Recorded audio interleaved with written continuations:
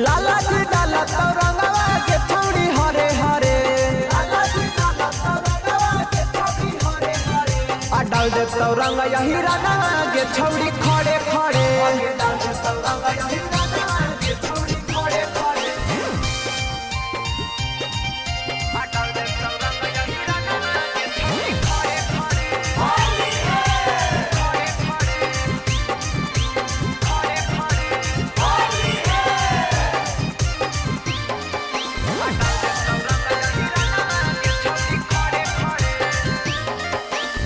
गेलो होली ना दहिया बभन टोली,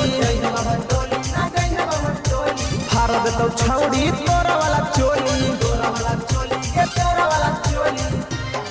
आगे आगे लो होली ना दहिया बभन टोली, भारत तो छौड़ी तोरा वाला चोली। पीके गिरल रहता पसिया ना गे छौड़ी पड़े पड़े, आ डाल देता वही रना रंगवा के छौड़ी खड़े खड़े।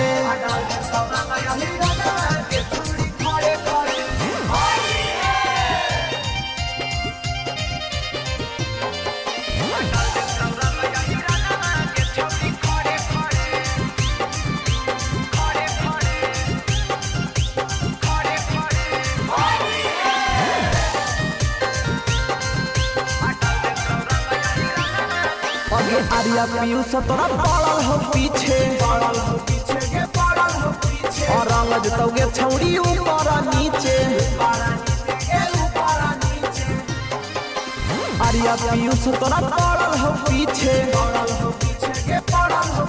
और रंग जतोगे छौड़ी ऊपर नीचे।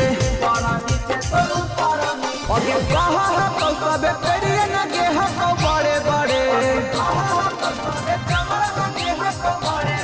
आगे डाल देता वही रना रंगवा के छौड़ी खड़े खड़े।